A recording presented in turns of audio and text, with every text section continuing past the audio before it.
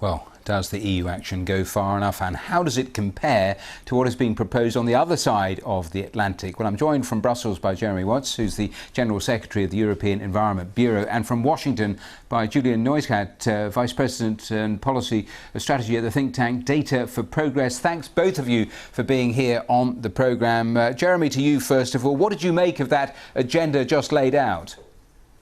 Good evening, and thank you for having me on the programme. We are rather critical of this so-called ambitious 55% pledge.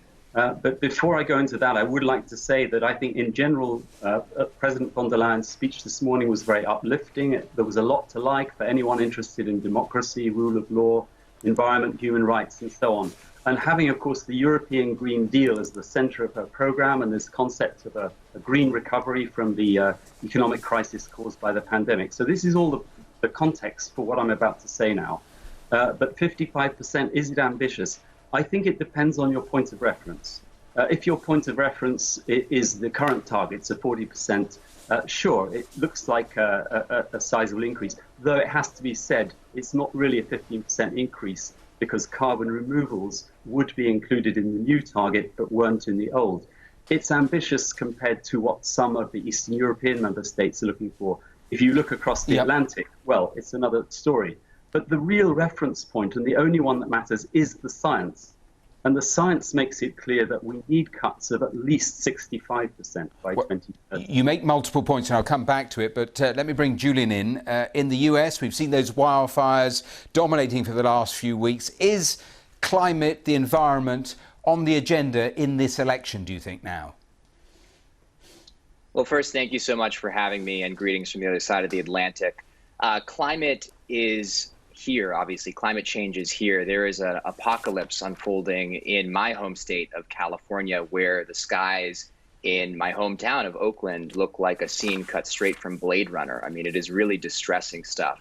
And on the one hand, I think that it is very encouraging that the European Union is actually taking on action on climate change. It is the only major economy right now that is planning for a green recovery.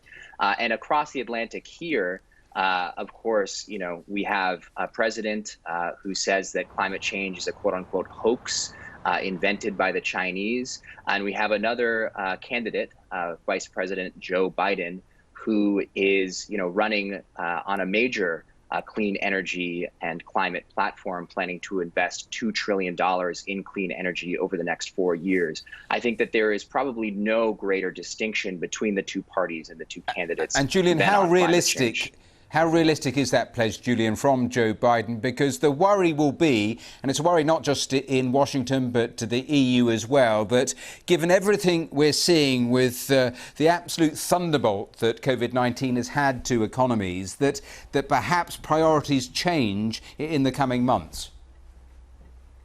I think that it's a realistic commitment. The coronavirus pandemic and recession has emphasize the need for a major stimulus package. Of course, Democrats unfortunately like to pinch pennies at the most inopportune moments, and that's something that I'm concerned about if the Democrats win an election in November. But at the end of the day, there is actually a great deal of alignment in the party on climate change and clean energy as a top priority. Whether or not, though, we can get 50 senators to vote for that, I'm not going to peer into the crystal ball and say that we absolutely can. That's something that we're going to have to fight really hard to make Jeremy, happen. let me come back to you and briefly on this point, because you made several points earlier. In terms of the targets, I know what you're saying about that, but is it achievable? Only today, after this announcement, we had Poland say immediately they were concerned by what they'd heard.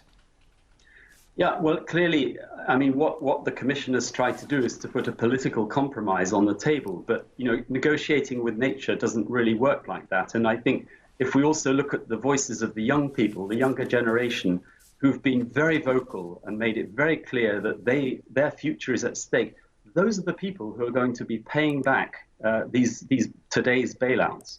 And if we look at those bailouts, I mean, these are huge sums of money. This is 1.8 trillion euros that the EU's got here, 750 billion of that being a recovery fund.